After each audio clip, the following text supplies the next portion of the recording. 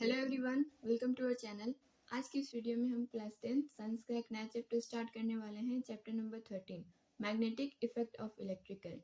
इस चैप्टर में जितनी भी सारी चीज़ें गिवन हैं वो सभी चैप्टर नंबर 12 यानी इलेक्ट्रिसिटी से लिंक्ड है। यानी सिर्फ आप इतना समझिए कि आप पिछले चैप्टर यानी इलेक्ट्रिसिटी को कंटिन्यू कर रहे हैं। सिर्फ इसमें इतना डिफरेंस है कि आप इलेक्ट्रिक सर्किट को इस चैप्टर में मैग्नेटिक पर्सपेक्टिव से पढ़ने वाले हैं। ओके, तो चलिए स्टार्ट करते हैं। Magnetic effect of electric current. Chapter के स्टार्टिंग में आपकी बुक में गिवन होगी एक एक्टिविटी 13.1। उस एक्टिविटी में हमें क्या करना था कि हमें एक इलेक्ट्रिक सर्किट के परपेंडिकुलर एक कार्डबोर्ड लेना था, या फिर आप पेपर भी ले सकते हैं, कोई भी सपोर्टिंग मटेरियल।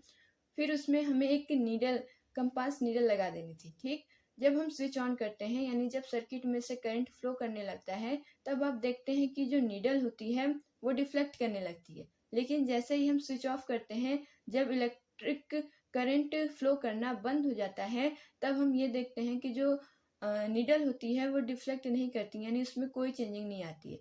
तो ये एक्टिविटी ये शो करती है कि कहीं ना कहीं जो नीडल का मूव करना है और जो इलेक्ट्रिक करंट है ये कहीं ना कहीं आपस में लिंक्ड है। ये पहली बार ऑब्जर्व किया था हेंस क्रिस्टियानो और स्टैड ने 1820 में, और उन्होंने ये कंक्लूजन दिया कि ये जो इलेक्ट्रिक करंट होता है और ये जो मैग्नेटिक इफेक्ट होता है, आयरन का मूव करना कहीं ना कहीं मैग्नेट से रिलेटेड है ना। तो ये जो इलेक्ट्रिक करंट और ये जो मैग्नेटिक इफेक्ट है ये कहीं ना कहीं आपस में लिंक्ड है। ठीक, electric current and magnetic effect, जिसे हम मैग्नेटिज्म भी बोलते हैं in short, are linked with each other. Magnetic current क्या होता है ये आप सभी जानते हैं। मैग्नेटिक इफेक्ट किसे बोलते हैं? जब कोई किसी भी ऑब्जेक्ट पे कोई इफेक्ट पड़ता है, यानी जब भी उस पर कोई फोर्स लगता है ड्यू टू मैग्नेट, तब हम उसे बोलते हैं मैग्नेटिक इफेक्ट। ठीक, तो जो इलेक्ट्रिक करंट होता है, जो मैग्नेटिक इफेक्ट होता है, ये एक दूसरे से लिंक्ड होते हैं। कैसे लिंक्ड होते हैं ये हम इस चैप्टर में पढ़ेंगे। ठीक, इसी वजह से इस चैप्टर का नेम है magnetic effect of electric current. अब magnetic effect of electric current किसे बोलते हैं? वो मैग्नेटिक इफेक्ट जो इलेक्ट्रिक करंट की वजह से आता है, उस इफेक्ट को हम बोलते हैं magnetic effect of electric current या फिर मैग्नेटिज्म। तो जब भी हमें किसी चीज़ के बारे में समझना होता है, किसी को समझना होता है, तब हम सबसे पहले उससे रिलेटेड कुछ चीज़ों को जानने की कोशिश करते हैं, है ना। तो ये चैप्टर पूरा मैग्नेट पे बेस्ड है। तो सबसे पहले हम समझ लेते हैं कि मैग्नेट क्या होता है। मैग्नेट यानी चुंबक, चुंबक यानी जो लोहे को अट्रैक्ट करता है। ठीक, तो इसकी डिफिनेशन, प्रॉपर डिफिनेशन क्या है? Object which attract magnetic materials like cobalt, nickel and iron are called as a magnet. वो ऑब्जेक्ट जो कि मैग्नेटिक मटेरियल को अट्रैक्ट करता है, यानी उनमें एक फोर्स ऑफ अट्रैक्शन लगाता है, ऐसे ऑब्जेक्ट्स को बोलते हैं हम मैग्नेट। मैग्नेटिक मटेरियल क्या होता है? जैसे कोबाल्ट है, निकल है, आयरन है। मैग्नेटिक मटेरियल यानी वो मटेरियल जो मैग्नेट द्वारा इजीली अट्रैक्ट हो जाते हैं। जैसे यहाँ पे एग्जांपल है कोबाल्ट, निकल और आयरन। और नॉन मैग्नेटिक मटेरियल उन्हें बोलते हैं जो अट्रैक्ट नहीं होते हैं मैग्नेट से। ठीक, do not attract toward magnet even when they brought closer to enough. चाहे आप उसको मैग्नेट के कितना भी करीब लाएं, वो अट्रैक्ट नहीं होता है। जैसे है एग्जाम्पल एल्यूमिनियम, जिंक, वुड और रबर, ये नॉन मैग्नेटिक मटेरियल की कैटेगरी में आएंगे। अब मैग्नेट के भी कई टाइप्स होते हैं, जैसे अलग अलग फॉर्म में हमें मैग्नेट देखने को मिलता है। जैसे आप देख सकते हैं यहाँ पे बार मैग्नेट, इसके दो पोल्स क्लियरली ऐसे दिए होते हैं, ये एक बार की तरह होता है, जैसे ये साउथ ये north. Ring magnet, circular shape में एक मैग्नेट आता है जिसे हम रिंग मैग्नेट बोलते हैं। डिस्क मैग्नेट जैसे क्वाइन शेप का होता है, क्वाइन की तरह दिखता है, एक ऐसा मैग्नेट आता है जिसे हम बोलते हैं डिस्क मैग्नेट। मैग्नेटिक नीडल, जो कि हमने एक्टिविटी में यूज किया था।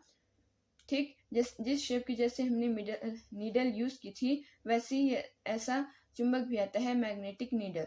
और ये हॉर्स शू मैग्नेट। ठीक, ये कुछ टाइप्स हैं मैग्नेट के, अलग अलग फॉर्म में हमें मैग्नेट अवेलेबल है। अब हम समझते हैं कि मैग्नेट की प्रॉपर्टीज क्या होती है। Every magnet has two poles, that is north and south. कोई भी मैग्नेट होता है उसके दो पोल्स होते हैं, नॉर्थ और साउथ। ठीक, दो डायरेक्शन उसमें होती है, north south. Like poles repel each other, जैसे हमने इलेक्ट्रिसिटी वाले चैप्टर में पढ़ा था कि जो लाइक चार्जेस होते हैं, जैसे प्लस और प्लस, ये एक दूसरे को रिपेल करते हैं, चाहे माइनस या माइनस हो। ठीक ठीक इसी तरह इस पोल के केस में भी है। जो लाइक पोल्स होते हैं, मान लीजिए ये बार मैग्नेट हमने लिया, ये साउथ पोल है, ये नॉर्थ पोल है। ये दूसरा मैग्नेट हमने लिया, ये भी नॉर्थ पोल है और साउथ पोल है। जब हम दोनों सेम पोल को आपस में लाते हैं, यानी एक जगह लाने की कोशिश करते हैं, तो ये एक दूसरे से दूर भागते हैं, यानी दे रिपेल ईच अदर। तो यही यहाँ पे लिखा गया है कि like poles repel each other, unlike poles attract each other. जब हम इसका उल्टा कर देंगे, यानी नॉर्थ साउथ ऐसे की बजाय इसको हम साउथ नॉर्थ इस डायरेक्शन में लाके रख देंगे, तो आप देखेंगे कि ये जो दोनों पोल्स हैं, ये दोनों जो मैग्नेट हैं, ये दूसरे को अट्रैक्ट कर रहे हैं। तो unlike poles attract each other.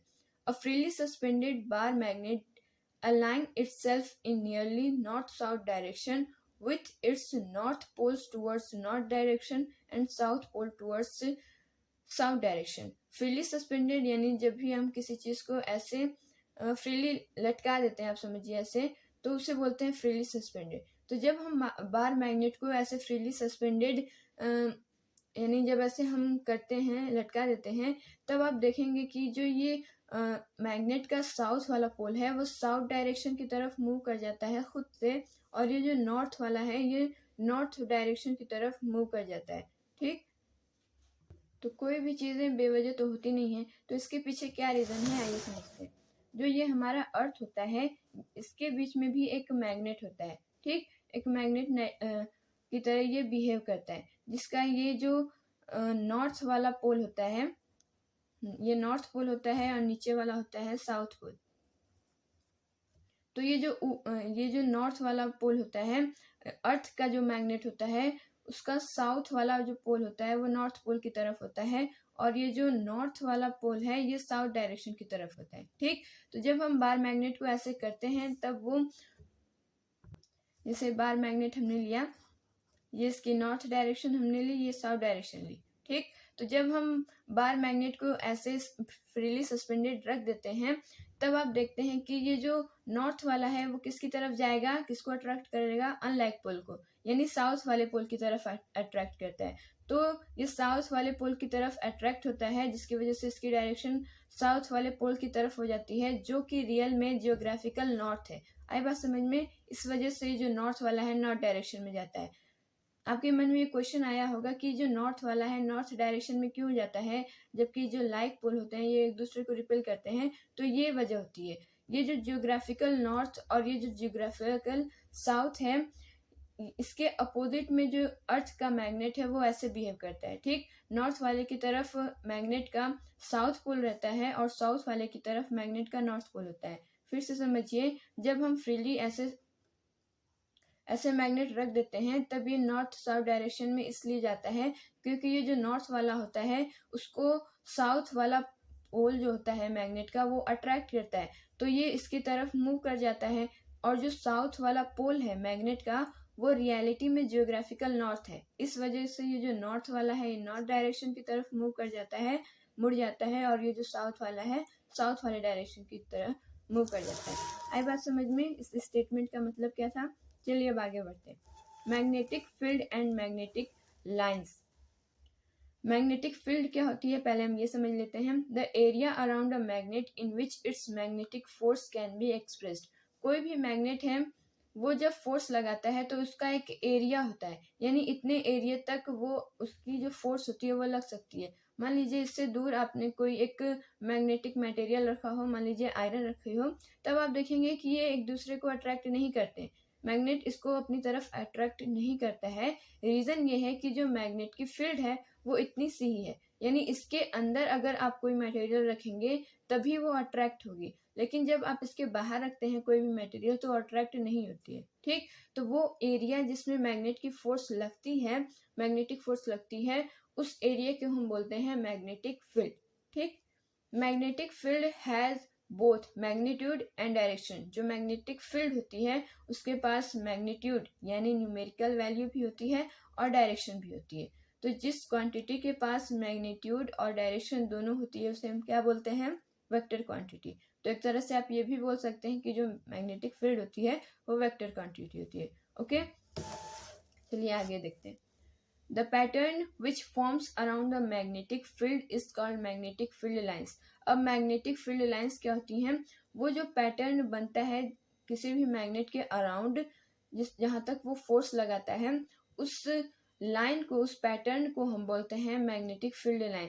जैसे यहाँ पे बार मैग्नेट है, ये इसका साउथ पोल है, ये इसका नॉर्थ पोल है। जब आप किसी भी मैग्नेट को रखेंगे तो वो कुछ इस तरह एक पैटर्न बनाता दिखेगा। इसी पे बेस्ड एक एक्टिविटी है आपकी बुक में, एक्टिविटी 13.2, उसमें ऐसा पैटर्न दिखता आपको नजर आएगा। ठीक, तो उसका पैटर्न कुछ ऐसे होता है, अलग अलग पैटर्न ऐसे बने होते हैं। इसी वजह से जो ये पैटर्न है उनको मैग्नेटिक फील्ड लाइन बोलते हैं। ठीक, तो मैग्नेटिक फील्ड लाइन किसे बोलते हैं बस समझ में। चलिए अब आगे बढ़ते हैं।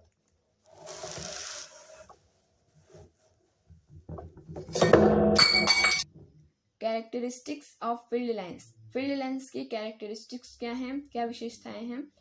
Field lines arises from north pole and and into south pole of the magnet. ये जो फील्ड लाइंस होती हैं वो नॉर्थ पोल से अराइज होती हैं। जैसे इस डायग्राम में आप देखिए, ये जो एरो हैं ये कुछ इस तरीके से, यानी ये शो कर रहा है कि ये नॉर्थ पोल से अराइज हो रहे हैं। ठीक, तो वही स्टेटमेंट में ये बात कही गई थी कि ये जो फील्ड लाइंस होती हैं वो नॉर्थ पोल से अराइज होती हैं और वो साउथ पोल की तरफ जाती हैं, जैसे आप इस एरो से समझ सकते हैं। ठीक, दूसरा क्या है?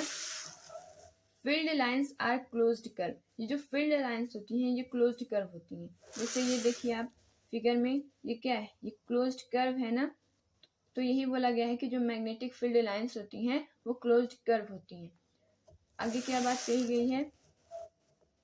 No two field lines are found to cross each other. इस स्टेटमेंट का क्या मतलब है कि कोई भी जो फील्ड लाइन होती हैं ये एक दूसरे को क्रॉस नहीं करती हैं। जैसे इसमें आप देखेंगे कि सभी एक दूसरे से अलग अलग हैं।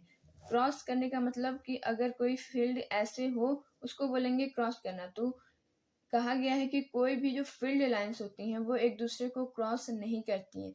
इसके पीछे ये रीजन है कि मान लीजिए कि अगर कोई लाइन यहाँ पे क्रॉस करती है, ठीक, तो इसका ये वाला साउथ नॉर्थ हो जाएगा और ये वाला है ये साउथ हो जाएगा।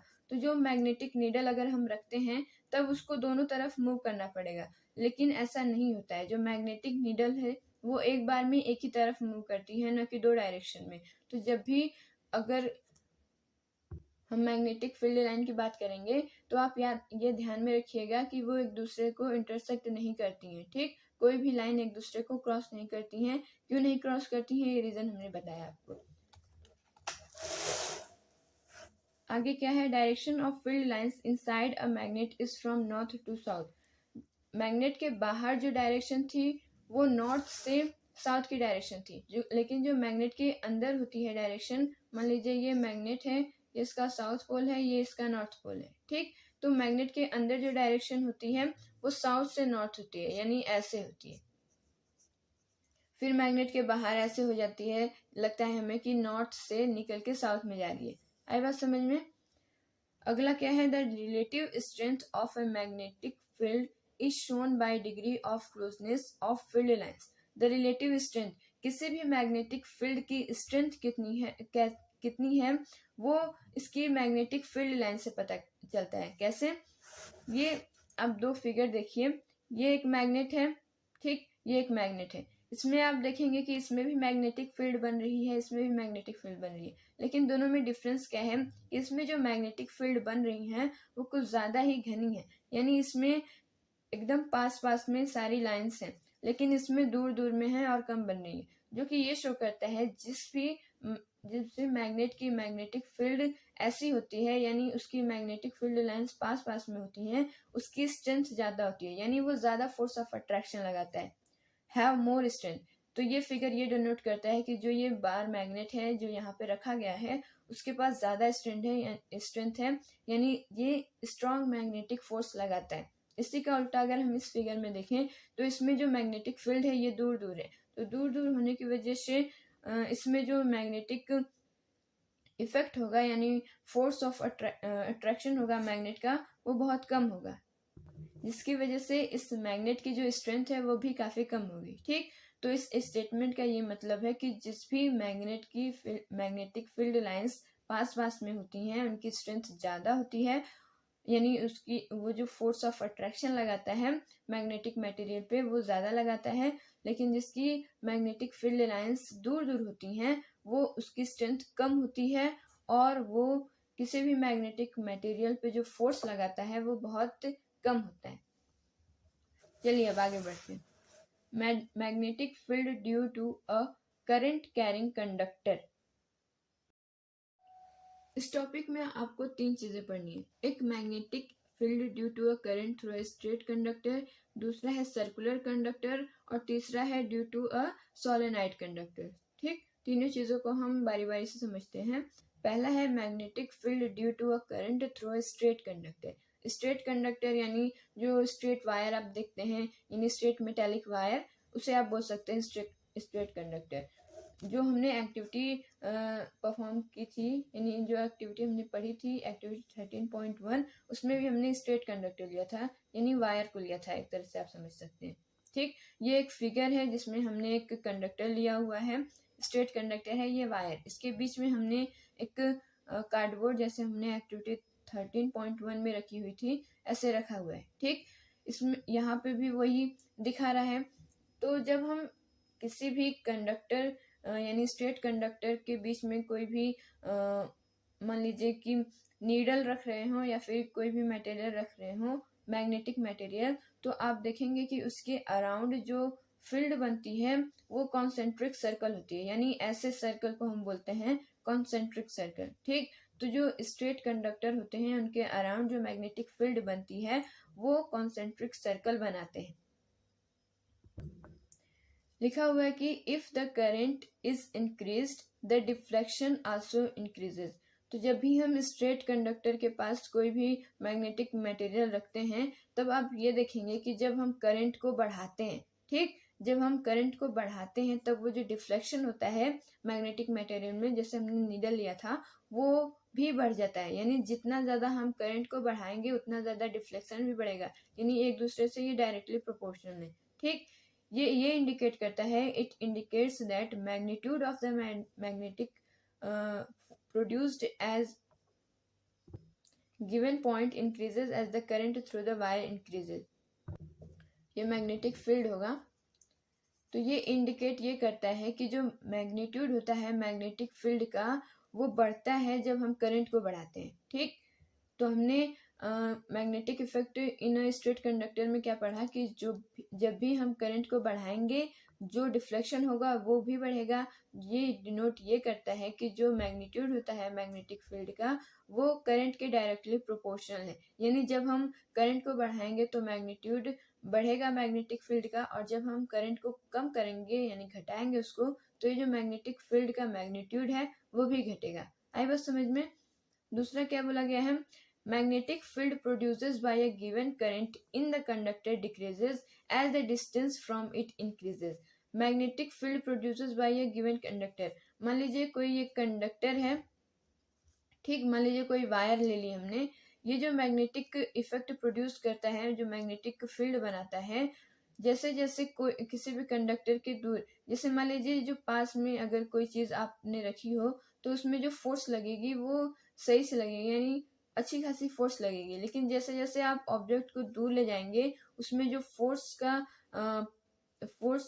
जो है वो कम होती जाएगी। तो यही बात बोली गई है कि जो मैग्नेटिक फील्ड होती है produce by a given current, जो भी किसी भी कंडक्टर के करंट द्वारा होती है वो डिक्रीज होती है जैसे जैसे जो डिस्टेंस है वो बढ़ती जाती है। यानी आप ये बोल सकते हैं कि जो करंट होता है वो इन्वर्सली प्रोपोर्शनल होता है डिस्टेंस के। ठीक, जैसे जैसे मान लीजिए डिस्टेंस यहाँ पे है तो ये जो मैग्नेटिक फील्ड है उसका अट्रैक्शन यानी फोर्स ऑफ अट्रैक्शन जो होगा मैग्नेटिज्म वो ज्यादा होगा। लेकिन जैसे जैसे मान लीजिए ऑब्जेक्ट को आप यहाँ तक ले गए तो इसका ये जो मैग्नेटिक फील्ड का दायरा है वो जितना बढ़ेगा उतना ही उसका फोर्स ऑफ अट्रैक्शन कम होता जाएगा। ठीक, तो इससे हम कंक्लूड क्या कर सकते हैं, it can be represented by concentric circles at every point on a conductor, कि जो स्ट्रेट कंडक्टर में जो मैग्नेटिक फील्ड बनती है, जो magnetic field due to conductor through a straight conductor होता है वो कॉन्सेंट्रिक सर्कल बनाते हैं। कॉन्सेंट्रिक सर्कल यानी जो डायग्राम हमने दिखाया था ऐसे जो सर्कल बनते हैं, आपके एनसीईआरटी में भी गिवन होगा, ऐसे सर्कल को बोलते हैं कॉन्सेंट्रिक सर्कल। तो याद रखिएगा जो स्ट्रेट कंडक्टर होते हैं उनमें कॉन्सेंट्रिक सर्कल बनता है। Direction can be given by right hand thumb rule. ये जो करंट फ्लो कर रहा है इस कंडक्टर से, इसकी डायरेक्शन क्या होगी, अपवर्ड होगी या फिर डाउनवर्ड होगी। ये एक रूल से दिया जाता है, राइट हैंड थंब रूल, वो अभी हम नीचे पढ़ेंगे। ठीक, तो स्ट्रेट कंडक्टर में जो मैग्नेटिक फील्ड होती है उसकी डायरेक्शन हम राइट हैंड थंब रूल से फाइंड आउट करते हैं। Circles are closer near the conductor. Conductor के पास में जो सर्कल होते हैं वो पास पास में होते हैं। मैग्नेटिक फील्ड जो होती है directly proportional to strength of current. इसका मतलब ये कि जितना आप करंट की स्ट्रेंथ बढ़ाते हैं, करंट के मैग्नीट्यूड बढ़ाते हैं, उतना ही जो मैग्नेटिक फील्ड है वो भी बढ़ेगा। जितना आप घटाएंगे उतना ही ये मैग्नेटिक फील्ड भी घटेगी।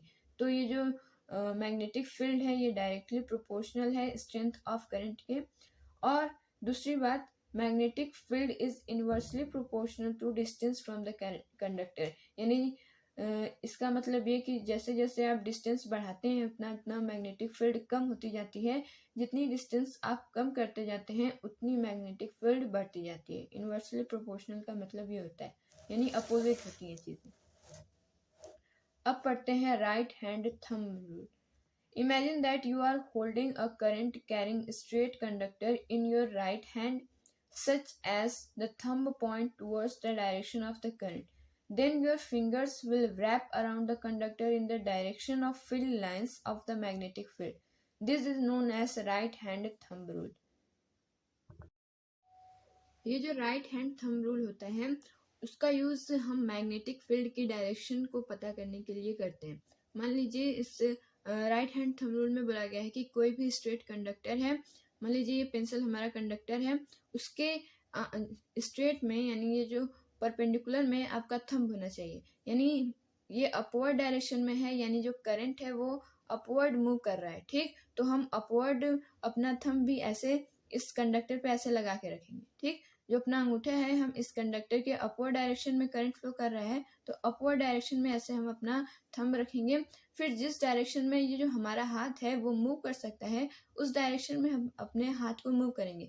मान लीजिए आप हाथ को पीछे मूव कर रहे हैं तो ये हमारा हाथ पूरी तरीके से मूव नहीं हो पाएगा। ठीक, लेकिन अगर हम इस डायरेक्शन में मूव कर रहे हैं अपना हैंड तो ये ऐसे मूव कर जाता है। तो ये शो क्या करता है कि जो ये करंट है जब इसकी डायरेक्शन अपवर्ड होती है, ठीक, अपवर्ड यानी जब हमने अपना अंगूठा ऐसे किया तो इसका मतलब जो करंट है वो अपवर्ड डायरेक्शन में। तो जब हम अपना हैंड इस तरीके से रोटेट करते हैं तो ये क्या है, एंटी क्लॉकवाइज है। मान लीजिए अगर हम सीधे ऐसे जाते हैं तो ये क्लॉकवाइज होता है। हम जैसे मान लीजिए कोई घड़ी है, अगर हम 12 से 9 की तरफ जा रहे हैं तो वो एंटी क्लॉकवाइज होता है, और जब हम 12 से 3 की तरफ जा रहे होते हैं तो वो क्लॉकवाइज होता है। ठीक, यानी क्लॉकवाइज मान लीजिए आप सीधा और एंटी क्लॉकवाइज मान लीजिए आप उल्टी डायरेक्शन में। ठीक, तो ये जब हम करंट को ऐसे, मान लीजिए ये स्ट्रेट कंडक्टर है तो जब करंट अपवर्ड डायरेक्शन में फ्लो करता है तो जो मैग्नेटिक फील्ड होती है वो जिधर हमारा ये हैंड है मूव करेगा उस साइड में मैग्नेटिक फील्ड की डायरेक्शन होगी। तो इस साइड अगर हम अपना हाथ मूव करने की कोशिश करें तो हमारा हाथ मूव नहीं करेगा पूरी तरीके से। लेकिन अगर हम इस डायरेक्शन में अपना हैंड मूव करते हैं तो ये पूरी डायरेक्शन में पूरी तरीके से मूव कर जा रहा है, जो कि ये शो कर रहा है कि जब करंट का डायरेक्शन अपवर्ड होता है तब जो मैग्नेटिक फील्ड बनती है वो एंटी क्लॉकवाइज होती है। आई बात समझ में? जब करंट का फ्लो अपवर्ड डायरेक्शन में होता है तब जो मैग्नेटिक फील्ड बनती है वो एंटी क्लॉकवाइज होती है। ये शो कर रहा है करंट, और ये शो कर रहा है, ये हैंड शो कर रहा है मैग्नेटिक फील्ड लाइन। ओके, अब इसी का उल्टा मान लीजिए कि जो करंट है वो उल्टा फ्लो कर रहा है यानी नीचे डायरेक्शन में, तब हम अपना राइट हैंड जो है ऐसे लेंगे, हम राइट हैंड अपना अंगूठा ऐसे लगाएंगे और ये जो हैंड है ये पेंसिल के इस साइड ले जाएंगे। ठीक, अब ये जो हमारा थंब है ये नीचे की तरफ है, जो कि ये शो कर रहा है कि जो इलेक्ट्रिक करंट है उसकी डायरेक्शन डाउनवर्ड्स है। अब आप अपना हाथ मूव करना चाहेंगे तो इधर नहीं होगा, इस साइड हमारा हैंड मूव करता है। ठीक, जो कि ये शो करता है कि जब जो करंट है वो डाउनवर्ड डायरेक्शन में होगा तो जो मैग्नेटिक फील्ड होगी उसकी डायरेक्शन क्लॉकवाइज होगी। ठीक, तो इस रूल में ये बताया गया था कि जब करंट की डायरेक्शन अपवर्ड डायरेक्शन में होती है तो जो मैग्नेटिक फील्ड की डायरेक्शन होती है वो एंटी क्लॉकवाइज होती है, जैसे आप इस फिगर में देख सकते हैं। ठीक, जब करंट की डायरेक्शन अपवर्ड डायरेक्शन में है तब इसमें जो मैग्नेटिक फील्ड बन रही है वो एंटी क्लॉकवाइज है, यानी 12 से 9 फिर 6 फिर 3। लेकिन जब इलेक्ट्रिक करंट की डायरेक्शन डाउनवर्ड्स है तब इसमें जो मैग्नेटिक फील्ड बन रही है उसकी डायरेक्शन क्लॉकवाइज है, यानी 12 से 3, 3 से 6 ऐसे करके। ठीक, फिर से समझते हैं। मान लीजिए ये हमारा कंडक्टर है, पेंसिल हमारी कंडक्टर है, ये हमारा थंब, ये करंट की डायरेक्शन को शो कर रहा है, यानी अपवर्ड डायरेक्शन में करंट फ्लो कर रहा है। तो जिधर का हमारा ये हैंड ये शो कर रहा है मैग्नेटिक फील्ड, जिधर के हमारा ये हैंड मूव करेगा उधर मैग्नेटिक फील्ड की डायरेक्शन होगी। तो इस डायरेक्शन में हमारा हैंड मूव कर रहा है जो कि एंटी क्लॉकवाइज है। तो जब करंट अपवर्ड डायरेक्शन में होगा तो जो मैग्नेटिक फील्ड बनेगी वो हमारी एंटी क्लॉकवाइज होगी। लेकिन जब हमारा करंट डाउनवर्ड होगा, ठीक, ये डाउनवर्ड होगा, तब जो ये हमारा ये अंगूठा शो कर रहा है कि करंट की डायरेक्शन डाउनवर्ड है, और ये जब हमारा हैंड इस साइड मूव कर रहा है ये शो कर रहा है कि मैग्नेटिक फील्ड की डायरेक्शन क्लॉकवाइज है। ये था हमारा right hand thumb rule. Okay, आगे बढ़ते हैं। अगला है हमारा magnetic field due to a current through a circular loop. अब हमें सर्कुलर लूप लेना है। पीछे हमने स्ट्रेट कंडक्टर लिया था, इसमें हमें सर्कुलर लूप लेनी है। It can be represented by concentric circles at every point. Circular loop यानी मान लीजिए ये स्ट्रेट कंडक्टर आपने लिया है, कोई भी वायर ली है, वो स्ट्रेट कंडक्टर है। जब आप इसे फोल्ड कर देते हैं, जब ये इस शेप में आ जाती है तब ये सर्कुलर लूप की कंडीशन में आ जाती है। ठीक, तब इसमें लिखा गया है कि हर एक पॉइंट पे कंसेंट्रिक सर्कल बनता है। तो ये जो ऐसी वायर होती हैं इनके हर एक पॉइंट में ऐसे करके कंसेंट्रिक सर्कल बनता है, दोनों साइड बनता है। ठीक, circles become larger and larger as we move away. इसको आप इस डायग्राम से समझिए। ये जो रेड कलर का है ये एक सर्कुलर लूप है, यानी सर्कुलर कंडक्टर है, और ये जो एरो दिख रही है आपको, ये जो लाइंस दिख रही है मैग्नेटिक फील्ड है। तो यहाँ पे ये बोला गया है कि जो सर्कल्स होते हैं वो बड़े होते जाते हैं। मान लीजिए इसका जो सर्कल है वो इतना बनेगा, इसका जो सर्कल है वो इससे बड़ा बनेगा, है ना। तो वही बात बोली गई है कि circles become larger and larger as move away. जैसे जैसे हम दूर जाते हैं वैसे वैसे इसका जो सर्कल है वो बढ़ता जाता है। अगला पॉइंट है every point on wire carrying current shows should give rise to magnetic field appearing as a straight line at the center on the loop. Circular conductor के हर एक पॉइंट पे जो मैग्नेटिक फील्ड बनती है उसके बीच में स्ट्रेट लाइन होनी चाहिए, ये बात कही गई। यानी मान लीजिए ये सर्कुलर कंडक्टर है, ठीक, ये हमारा सर्कुलर कंडक्टर है और उसके दोनों तरफ ये जो कॉन्सेंट्रिक सेंटर्स बन रहे हैं, इसके बीच में आप देखेंगे तो ये स्ट्रेट लाइंस ऐसे बनती हैं। ठीक, तो जैसे आप इस फिगर से भी समझ सकते हैं, ये एक सर्कुलर कंडक्टर है रेड कलर का, इसके अराउंड ये ऐसे मैग्नेटिक फील्ड बनी हुई है।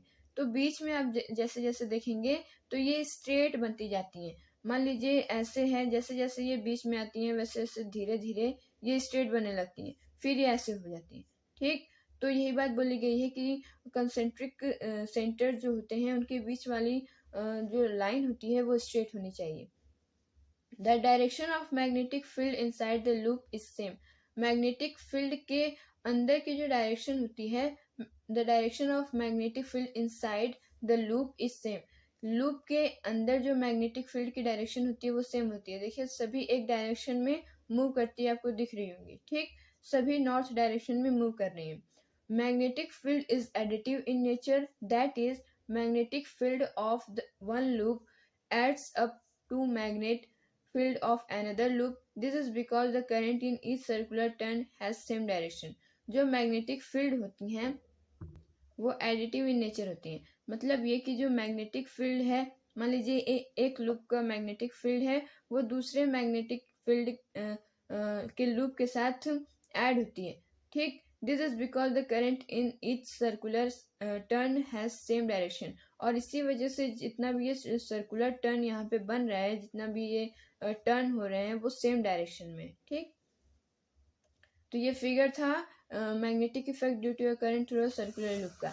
अब आगे बढ़ते हैं। थर्ड वाला है हमारा magnetic field due to a current in a solenoid. पहले हम ये समझते हैं कि ये जो सोलेनॉइड है ये क्या होता है। A coil of many circular turn of insulated copper wire wrapped closely in a shape of a cylinder is called solenoid। जैसे बहुत सी वायर जब ऐसे इस शेप में रैप कर दी जाती है, मोड़ दी जाती हैं, उसी शेप को बोलते हैं सोलेनॉइड। अ क्वाइल यानी a coil of many circular turns, ये जो बहुत से सर्कुलर टर्न्स होते हैं कॉपर वायर के, उन्हीं को बोलते हैं हम सोलेनॉइड। ठीक, इसका शेप कुछ इस तरीके से होता है। अब सोलेनॉइड में क्या चीजें होती हैं आइए समझते हैं। Magnetic field of a solenoid is similar to that of a bar magnet. यहाँ से 1 मार्क्स के अक्सर क्वेश्चन पूछे जाते हैं कि जो सोलेनॉइड होता है वो किसकी तरह बिहेव करता है। ठीक, जो एमसीक्यूज बनाए जाते हैं, क्वेश्चन बनाए जाते हैं, वो कहीं ना कहीं ऐसे ही पार्ट से उठाए जाते हैं। ठीक, तो ऐसी चीजें आपको ध्यान रखनी चाहिए कि जो सोलेनॉइड होता है वो किसकी तरह बिहेव करता है, तो आंसर होगा बार मैग्नेट। जो मैग्नेटिक फील्ड होती है सोलेनाइड की वो बार मैग्नेट की तरह होती है। कैसे, मान लीजिए सोलेनाइड है, ये इसका साउथ पोल है, ये इसका नॉर्थ पोल है। जब हम इसमें से करंट फ्लो कराते हैं, ठीक, तब इसमें जो फील्ड बनती है ये वैसी ही फील्ड हमें नजर आती है जैसा हमने बार मैग्नेट के केस में देखा था। Magnetic field is uniform inside the solenoid and represented by parallel lines. Magnetic field जो होती है सोलेनाइड के भीतर वो यूनिफॉर्म होती है। देखिए, दो तरीके की मैग्नेटिक फील्ड होती है। जो ये एक दूसरे के पैरेलल होती हैं, ऐसी फील्ड, इनको हम यूनिफॉर्म बोलते हैं। ठीक, यानी जो मैग्नेटिक फील्ड एक दूसरे के पैरेलल होती हैं। और जो पैरेलल नहीं होती है, मान लीजिए कोई ऐसे है, कोई इस डायरेक्शन में है, कुछ इस डायरेक्शन में है, जैसे यहाँ पे दिया गया है, वो यूनिफॉर्म नहीं होती हैं। उन्हें बोलते हैं हम नॉन यूनिफॉर्म मैग्नेटिक फील्ड। आई बात समझ में। मैग्नेटिक फील्ड दो तरीके की होती हैं। यूनिफॉर्म मैग्नेटिक फील्ड यानी ऐसी फील्ड जो पैरेलल लाइंस बनाती हैं, फील्ड लाइंस, और नॉन यूनिफॉर्म जो पैरेलल लाइंस नहीं बनाती हैं। तो यहाँ पे बोला गया है कि magnetic field is uniform inside the solenoid. Solenoid के अंदर जो मैग्नेटिक फील्ड होती है वो यूनिफॉर्म होती है, यानी इसके भीतर जो फील्ड बन रही है वो पैरेलल होगी। And represented by parallel lines, और इसे पैरेलल लाइन से रिप्रेजेंट किया जाता है, जैसे आप इस फिगर में देख सकते हैं। Direction of magnetic field. अब हम ये देखते हैं कि जो सोलेनाइड होता है उसमें डायरेक्शन क्या होती है मैग्नेटिक फील्ड की। आउटसाइड द सोलेनाइड, सेम यही बार मैग्नेट की तरह होता है कि जो आउटसाइड होगा यानी सोलेनाइड के बाहर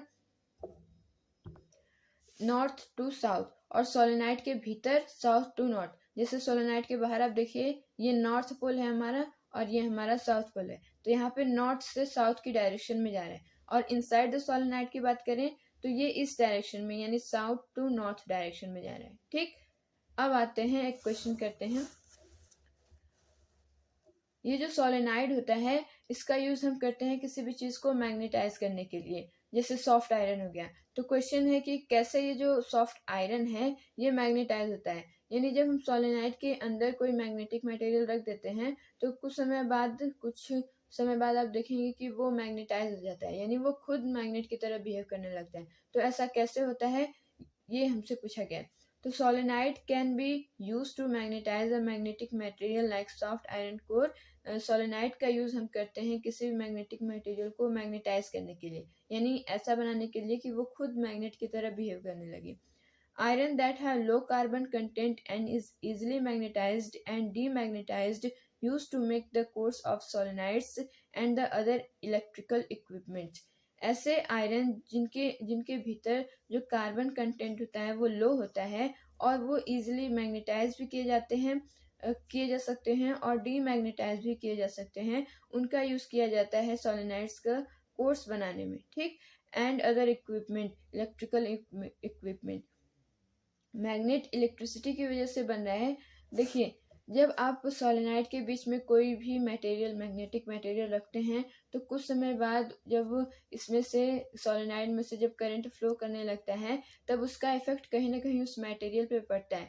तो वो मैग्नेटिक मटेरियल होने की वजह से धीरे धीरे वो मैग्नेटाइज होने लगता है। इस वजह से वो एक मैग्नेट बन जाता है और ये जो मैग्नेट है इलेक्ट्रिसिटी की वजह से बना है, इसीलिए उस मैग्नेट को हम इलेक्ट्रोमैग्नेट बोलते हैं। और इस मैग्नेट को टेम्परेरी मैग्नेट भी बोला जाता है, ये चीज़ याद रखिएगा। जैसे ये बार मैग्नेट है, ये परमानेंट मैग्नेट है, यानी हम उसे डीमैग्नेटाइज या फिर मैग्नेटाइज अपनी तरीके से नहीं कर सकते। उसके भीतर जो क्वालिटीज प्रेजेंट है वो परमानेंट है। लेकिन अगर हम बात करें इलेक्ट्रोमैग्नेट की, जो हमने जैसे यहाँ पे सॉफ्ट आयरन को रखा था सोलेनाइड के बीच में, जब वो मैग्नेटाइज हुई तो उसे हम इलेक्ट्रोमैग्नेट बोल रहे हैं, ठीक। तो इलेक्ट्रोमैग्नेट जो होते हैं टेम्परेरी होते हैं, यानी कुछ समय बाद जब हम इसे नॉर्मल कंडीशन में रख देते हैं तो धीरे धीरे वो खुद से ही डीमैग्नेटाइज हो जाते हैं, यानी धीरे धीरे वो अपनी क्वालिटीज को खो देते हैं। इस वजह से इनको टेम्परेरी मैग्नेट भी बोला जाता है। चलिए अब आगे बढ़ते हैं। अगला टॉपिक है हमारा force on a current carrying conductor in a magnetic field.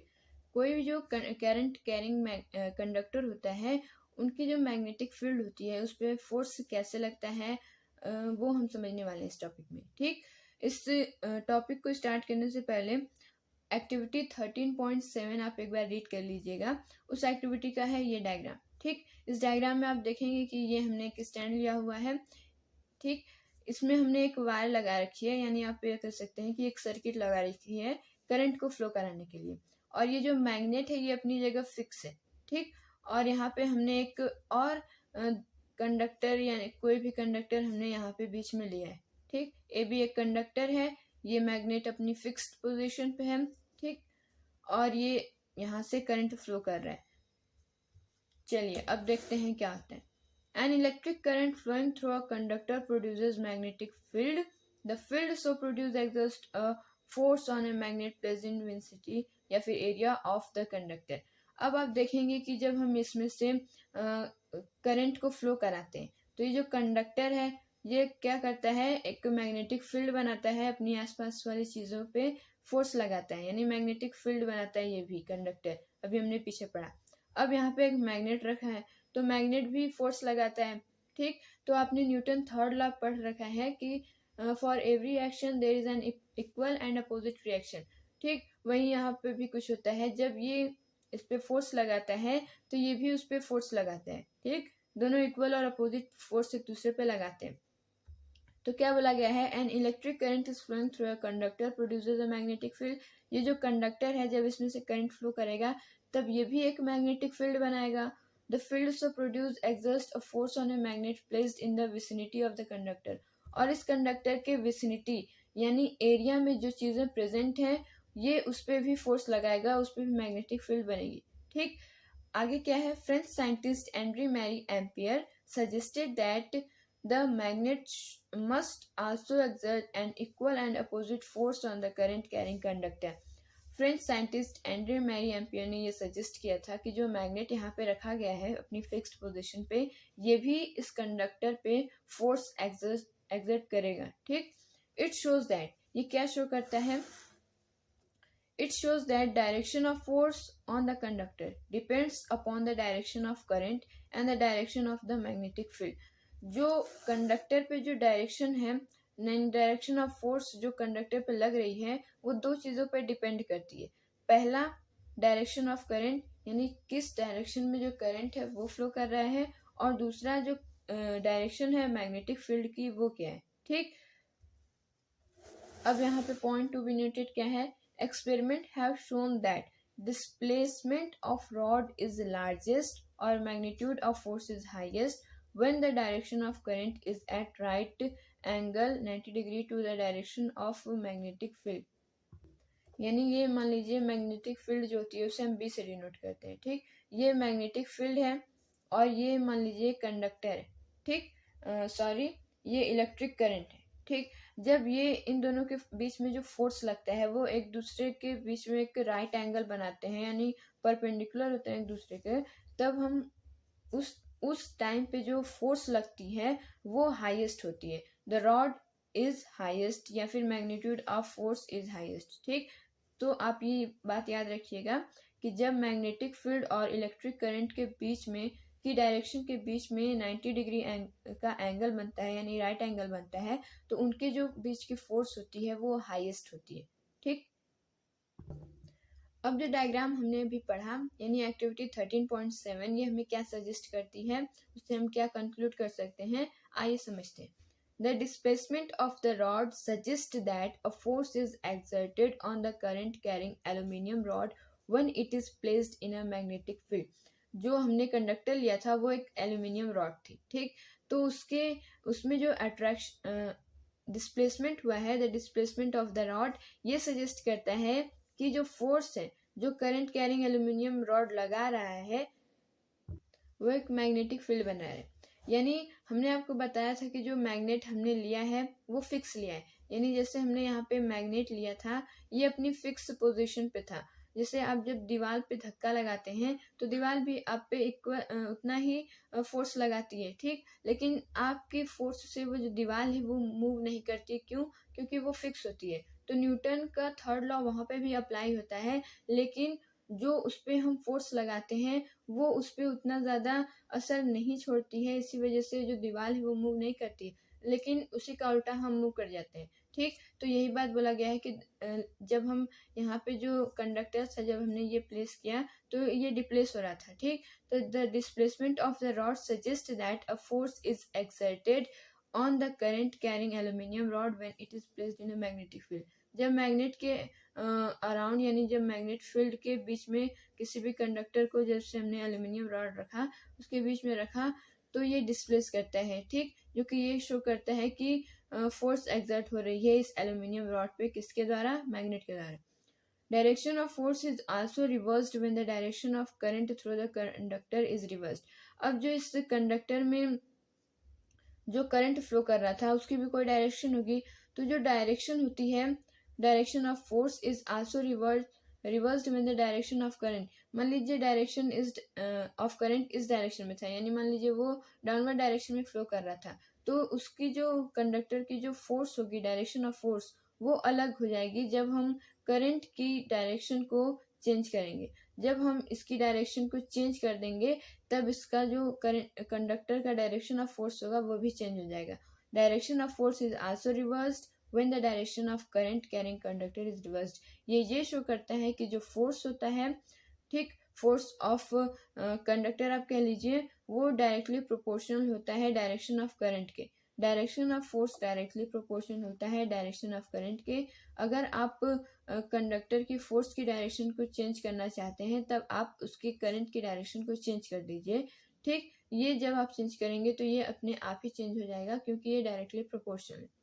तीसरी चीज, by changing direction of magnetic field the direction of force acting on the current carrying rod get reversed. By changing the direction of field, magnetic field को हम B से denote करते हैं, ठीक। The direction of force acting on the current carrying rod get reversed. जब हम magnetic field की direction को चेंज कर देते हैं तब जो वो फोर्स लगा रहा था करंट कैरिंग कंडक्टर पे यानी एल्यूमिनियम रॉड पे, वो भी चेंज हो जाती है। तो ये शो करता है कि फोर्स की जो डायरेक्शन है वो डायरेक्टली प्रोपोर्शनल है मैग्नेटिक फील्ड के। आई बात समझ में? तो जो डायग्राम हमें गिवन था और जो एक्टिविटी हमें दी गई थी उससे हम ये चीज़ें कंक्लूड कर सकते हैं कि जो डिस्प्लेसमेंट हुआ है रॉड का वो ये शो करता है कि जो मैग्नेटिक फील्ड है, फील्ड के बीच में जब हमने उसको रखा है तो वो उस पर फोर्स लगा रही थी करंट कैरिंग एल्यूमिनियम रॉड पे, जिसकी वजह से वो डिप्लेस हुआ। दूसरी चीज़ कि जब हम फोर्स की डायरेक्शन को चेंज कर देते हैं, करना चाहते हैं, तब हम अगर करंट की डायरेक्शन को चेंज कर दें तो जो डायरेक्शन ऑफ फोर्स है वो अपने आप चेंज हो जाएगा, गेट रिवर्स्ड, ठीक। तीसरी चीज़ हमने सीखी कि जब हमें मैग्नेटिक फील्ड की डायरेक्शन को चेंज करते हैं तब उसका जो फोर्स ऑफ डायरेक्शन होता है वो भी अपने आप ही चेंज हो जाता है। अब इसमें भी हमें एक रूल पढ़ना है, फ्लेमिंग हैंड्स रूल। इस रूल को हम पढ़ते हैं। According to this rule, stretch the thumb, four finger and middle finger of your left hand. इस पर हमें लेफ्ट हैंड लेना है, ठीक। Such that they are mutually perpendicular, उनको ऐसे स्ट्रेच करना है कि वो तीनों एक दूसरे के म्यूचुअली परपेंडिकुलर हैं। If the first finger point in the direction of the magnetic field, जो पहली फिंगर है यानी जो फिंगर हमने ये वाली ली है थंब के अलावा, जो पहली वाली फिंगर है वो मैग्नेटिक फील्ड की डायरेक्शन को शो करेगी। एंड द सेकेंड फिंगर, जो सेकेंड फिंगर है वो करंट की डायरेक्शन को शो करती है। Then the thumb is point in the direction of motion और the force acting on the conductor. और ये जो थंब है ये फोर्स की डायरेक्शन की तरफ शो करता है। इसको आप ऐसे समझिए कि जो हमारा ये जो हैंड होता है उसमें 5 फिंगर्स होती हैं। पहली वाली को हम बोलते हैं, इसको हम बोलते हैं थंब, इसको हम बोलते हैं 4 फिंगर, इसका नेम है मिडल फिंगर, और इसका नेम है रिंग फिंगर, और इसको हम बोलते हैं फिंग। ठीक, अब इसमें से आप देखेंगे कि हमें ये वाली और ये वाली यानी 4 फिंगर और मिडल फिंगर लेनी है और थंब लेना है। इनको म्यूचुअली परपेंडिकुलर हमें ऐसे रख देना है। मान लीजिए ये हमारा थंब है, ठीक, और ये हमारी 4 फिंगर है। अब आप देखेंगे कि जब 4 फिंगर और ये जो थंब ऐसे हमने इस डायरेक्शन में ऐसे रखा हुआ है तो ये एक दूसरे के परपेंडिकुलर है। ठीक, फिर तीसरा हमें बोला गया था कि हमें एक फिंगर को ऐसे रखना है, ऐसे मोड़ देना है, ट्विस्ट करना है। अब आप देखेंगे कि ये दोनों हैं फिंगर, ये भी एक दूसरे के परपेंडिकुलर आ रही है। ठीक, थंब इसके परपेंडिकुलर आ रहा है और ये वाली फिंगर इसके परपेंडिकुलर आ रही। अब आप ऐसे देखिए। ठीक, अब आप देखेंगे कि जो थंब है इसके परपेंडिकुलर आ ही रहा है। जब आप ऐसे रखते हैं तो ऐसे, जब आप इस डायरेक्शन में देखते हैं तो ऐसे देखिए, थंब इधर इस साइड है तो ऐसे भी ये परपेंडिकुलर आ रहा है। ठीक, तो थंब जो है दोनों के परपेंडिकुलर आ रहा है, 4 फिंगर के भी और मिडल फिंगर के भी। ठीक, थंब जो है डायरेक्शन ऑफ फोर्स को शो कर रहा है, मैग्नेटिक फील्ड को 4 फिंगर शो कर रहा है, और ये जो करंट की डायरेक्शन है उसको शो कर रहा है हमारा ये मिडल फिंगर। ठीक, तो जब ये जो थंब है हमारा, जब फोर्स अपवर्ड डायरेक्शन में लगती है तब जो मैग्नेटिक फील्ड की डायरेक्शन है वो इस साइड होती है, और जब करंट की डायरेक्शन, मैग्नेटिक फील्ड की डायरेक्शन इस तरफ होती है तो जो करंट की डायरेक्शन होती है वो इस साइड होती है। ठीक, ये शो कर रहा है हमारा डायरेक्शन ऑफ फोर्स, ये शो कर रहा है मैग्नेटिक फील्ड, और ये शो कर रहा है करंट। ठीक, ये था हमारा फ्लेमिंग हैंड्स रूल, इसको लेफ्ट हैंड रूल, इसको हम यूज करते हैं direction of force, magnetic field और करंट की डायरेक्शन को फाइंड आउट करने के लिए। आई बस समझ में। आगे बढ़ते हैं। इस चैप्टर का लास्ट टॉपिक है हमारा डोमेस्टिक इलेक्ट्रिक सर्किट। इस चैप्टर में और भी बहुत चीज़ें गिवन थी लेकिन इस साल हमें वो नहीं पढ़ना है, वो डिलीटेड है। ठीक, इस वजह से चैप्टर काफ़ी छोटा हो गया है। लास्ट टॉपिक है हमारे इस चैप्टर की डोमेस्टिक इलेक्ट्रिक सर्किट। हमारे घरों में जो इलेक्ट्रिक सर्किट आते हैं उनके बारे में हमें जानना है। Wires in our home supply, हमारे घरों में जो वायर्स आती हैं वो 3 तरह की होती हैं, एक रेड, ब्लैक और ग्रीन। रेड इंसुलिन वायर को हम लाइव वायर भी बोलते हैं या फिर इन्हें पॉजिटिव वायर भी बोलते हैं। ठीक, ब्लैक इंसुलिन वायर को हम न्यूट्रल वायर बोलते हैं या फिर इन्हें निगेटिव वायर भी बोला जाता है, और जो ग्रीन इंसुलिन वायर होते हैं इन्हें अर्थ वायर बोलते हैं। ग्रीन इंसुलिन वायर का काम सिर्फ इतना सा होता है कि ये इन दोनों के बीच में जो सर्किट होता है या फिर इन दोनों के बीच में कुछ भी होता है तो उसको उसकी वजह से ज़्यादा कुछ हार्मफुल इफेक्ट ना पहुँचे हमारे घरों में, यानी कोई भी ऐसा सर्किट ना हो, शॉर्ट सर्किट ना हो जिसकी वजह से ज़्यादा नुकसान हो, इस वजह से इसका यूज़ करते हैं। ठीक, एक तरह से आप बोल सकते हैं प्रोटेक्शन के लिए इसका यूज़ किया जाता है ग्रीन इंसुलिन वायर का। अब लाइव वायर और जो न्यूट्रल वायर होते हैं इनके बीच का जो पोटेंशियल डिफरेंस होता है यानी V वोल्टेज, इससे ये होता है 220 वोल्ट, यानी हमारे घरों में जो सप्लाई आती है वो 220 वोल्ट की आती है। ठीक, ये याद रखिएगा। अब क्या है, 2 separate circuits are use within the houses, हमारे घरों में 2 सेपरेट सर्किट्स यूज किए जाते हैं, एक ज़्यादा वोल्टेज वाला यानी ज़्यादा करंट वाला और एक कम करंट वाला। देखिए 50 ampere for appliances with high power, ऐसे एप्लियंसेस, ऐसे इक्विपमेंट्स जिनकी जो पावर होती है यानी जो ज़्यादा इलेक्ट्रिसिटी कंज्यूम करते हैं उनको हम इस वाले सर्किट से ज्वाइन करते हैं 15 एम्पियर वाले की, जैसे गीज़र हो गया, एयर कूलर हो गया। ठीक, इनकी जो पावर होती है ये ज़्यादा पावर कंज्यूम करते हैं, इन वजह से इनको ऐसे सर्किट में जोड़ा जाता है।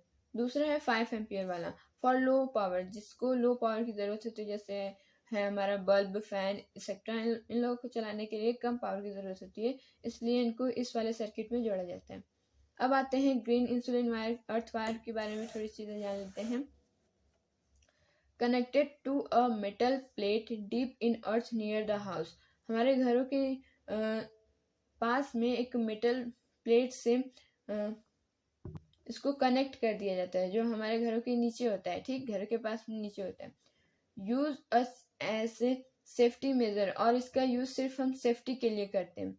Use specially in those appliances which have metallic body, और इनका यूज ऐसे एप्लियंसेस में किया जाता है जिनकी मेटेलिक बॉडी होती है। जैसे इलेक्ट्रिक प्रेस है, उसकी जो बॉडी होती है, यानी जिस साइड से हम प्रेस करते हैं वो मेटेलिक होती है, ठीक, उसका यूज उसमें किया जाता है कि ताकि जब करंट का जो लीकेज हो तब अर्थ वायर हमें प्रोटेक्ट कर सके। मान लीजिए मेटेलिक बॉडी है उसकी, तो वो गुड कंडक्टर ऑफ इलेक्ट्रिसिटी होगी। मान लीजिए उसमें से अगर करंट का लीकेज हुआ तो इससे हमें सीधा प्रभाव पड़ सकता है, ठीक। इसी वजह से हम ग्रीन वायर का यूज ऐसे इक्विपमेंट्स में, ऐसे अप्लायंसेस में करते हैं कि लीकेज के टाइम पे ये हमें प्रोटेक्ट कर सके। इलेक्ट्रिक प्रेस में इसका यूज किया जाता है, टोस्टर में, रेफ्रिजरेटर, टेबल फैन एक्सेट्रा। क्यों? लीकेज की, करंट की लीकेज को हम प्रिवेंट कर सकें, इस वजह से। फ्यूज क्या होता है? Fuse in a circuit prevents damage to the appliances and the circuit due to overloading occur when live wire and neutral wire come in direct contact। जब ये जो लाइव वायर यानी रेड इंसुलिन वायर और black insulin wire ये एक दूसरे के direct contact में आ जाते हैं, तब जो कंडीशन क्रिएट होती है उसे हम बोलते हैं ओवरलोडिंग। तो ओवरलोडिंग को प्रिवेंट करने के लिए, जो उससे डैमेजेस होते हैं उनको प्रिवेंट करने के लिए हम फ्यूज का इस्तेमाल करते हैं। In this situation current in the circuit abruptly increases, this is called short circuit। और जब ये जो रेड इंसुलिन वायर और ब्लैक इंसुलिन वायर ये एक दूसरे कांटेक्ट में आते हैं, तब जो सर्किट होता है वो, उसमें जो करंट होता है वो काफ़ी बढ़ जाता है, और बढ़ने की वजह से शॉर्ट सर्किट हो जाता है। फ्यूज का इस्तेमाल हम कैसे करते हैं? मान लीजिए ये वायर है, यहाँ पे हमने फ्यूज लगा दिया, और यहाँ पे कोई भी जैसे कंडक्टर, कोई भी अप्लायंस ले लिया हमने, मान लीजिए कोई भी यहाँ पे अप्लायंस हमने लिया है, ठीक। अब आप देखेंगे कि जब इसमें अचानक से, जैसे यहाँ पे ओवरलोडिंग का केस आया, तो अगर आप देखेंगे कि जब ब्लैक और रेड इंसुलिन के वायर की वजह से या फिर किसी भी दूसरी कंडीशन की वजह से जब अचानक से करंट बढ़ जाता है, तब ये करंट जो है वो वायर में से भी फ्लो करेगा। वायर में से फ्लो करेगा तो जब ये फ्लो करके हमारे इस अप्लायंस पे आएगा तो ये इसे डैमेज कर सकता है।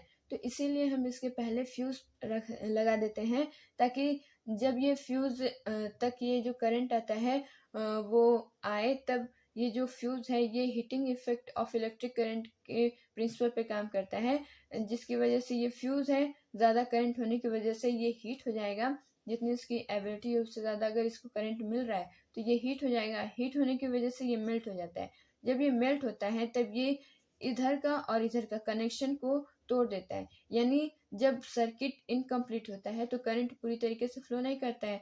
तो जब ये मेल्ट होता है तो ये इन दोनों के बीच का जो कनेक्शन होता है सर्किट को तोड़ देता है, जिसकी वजह से जो करंट है ये आगे फ्लो नहीं कर पाता है, और ये जो हमारा कोई भी डिवाइस है वो प्रोटेक्ट हो जाता है, यानी सेफ होता है। डैमेज से हम इसे बचा लेते हैं बाय यूजिंग द फ्यूज, ठीक। फ्यूज का इस्तेमाल ऐसे करते हैं। तो आई होप आपको ये चीज़ें अच्छे से समझ में आई होंगी। चैप्टर में काफ़ी चीज़ें रिड्यूस हैं, तो इसमें आपको ज़्यादा मेहनत करने की ज़रूरत नहीं है। बस आप रेगुलरली एनसीईआरटी रीड करते रहिएगा। ओके, आई होप आपको ये चीज़ें अच्छे से समझ में आई होंगी। Thank you, thanks for watching.